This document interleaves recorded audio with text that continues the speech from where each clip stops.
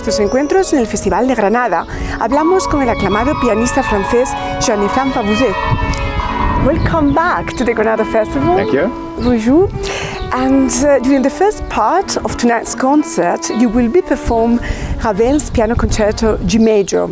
You have played this piano concerto over 100 times. Actually, yes, 125. Wow! And why is this piece so unique? Oh, it's unique in many ways. It has a lot of Spanish influence, as you know. Ravel came from the Basque country, but you have also a little bit of jazz, of course, hint of jazz. He was very influenced by jazz, and also of a hint of Chinese music. But you know that already, so the piece was composed in 31, but actually he had the idea of a Basque concerto for piano already 15 years before. So there is definitely a big Spanish flavor and Basque flavor in that piece, yes. Slow movement is very special. The slow movement is one of the most iconic pieces of the 20th century, and with this slow theme that comes after that to the piano solo, and after that to the English horn. Yes, it's a really delicious piece. And actually, Ravel said that it was very difficult for him to write the second movement. What was actually that challenge Ravel was referring to, in your opinion? You know what, I'm not going to go into details, but I found it after my 30th performance. So between my 30th performance and today, I've talked with all the conductors and all the musicians I saw because I found the challenge, and nobody have seen it. It's like in the middle of your face, but you don't see it. No, it's actually a very well planned and very well thought a piece. And as every masterpiece, there is so many different ways to reach it. You know, you can be just impressed by the beauty of the music, but when you start to dig in and try to find how it's made, you are amazed of the craftsmanship and of the genius of how it's so ingeniously put together. No, it's really at all level, it's a masterpiece. Like almost all Ravel pieces, I must say. And talking of Ravel, you have just released his complete works for solo piano. How would you describe Ravel's piano writing? Oh, actually, it's a miracle. It's a miracle because it's so well written for the piano and so inventive for the piano, but it's coming from a composer who could, I don't want to say but who was not by far a virtuoso. So it's all in his brain, you know, and also Ravel has a tremendous imagination. So how he could invent sound on the piano without being able to test themselves, or how could he write such powerfully passionate music and almost up to an erotic level when his life was rather sad on that side. So it's a really a miracle.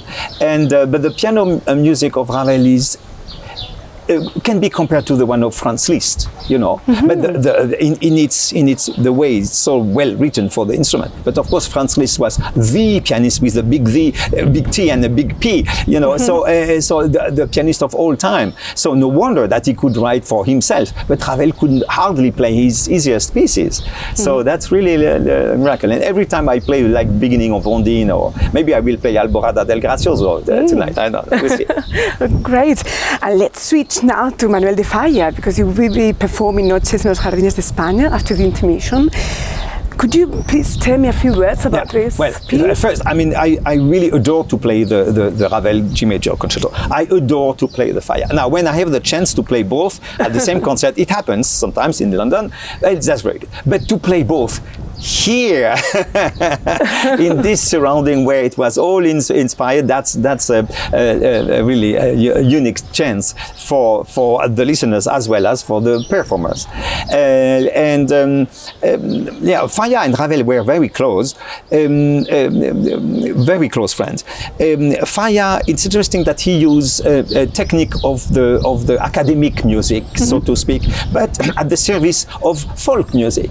So in that sense, he's he's the Spanish brother, musical brother of Béla Bartók in that sense. You know, trying to express music of his roots, of his land, and so I had the great fortune to see some flamenco, of course, like everybody. But it's a great source of inspiration. You have a lot of but you have also a little bit of Wagner, a little bit of even Brahms at some point. So it's a wonderful mix with this dark and so powerful, devastatingly powerful music of flamenco and of Spanish. Great, and just a last question.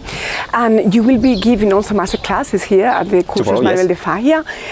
Actually, I mean, you do a lot of master classes all over the world. How did the piano scene change from the very past, let's say? Oh, you can write a book about this now. You know, with internet, with YouTube, with just some month ago, my daughters told me, "Papa, you have 27 millions view on I don't know, Spotify." I said, "Wow, 27 millions. That means if to play a concert, it's a lot of concerts." Yeah. And there are artists who have much more. So of course it's changed completely. Now, this said, the core of the music and the difficulties and the challenges to play a piece accordingly to the wishes of the composers, or at least what we suppose to be the wishes of the composers, that's still very, very, very difficult. I remember very well Boulez telling me, teaching is not an option, it's an obligation. Because if musicians don't teach music, who will? You see, so Pierre Boulez was absolutely right. I feel like in a way in a mission to transmit the little I know and the little I had the great fortune to have as experience with fantastic musicians I've met through the last 40 years also. Oh, that's great. Thank you very much for your time. Thank you. My pleasure. Merci My pleasure. beaucoup. Thank you. Monsieur Merci. Bavouzet, and toi. Muchas gracias.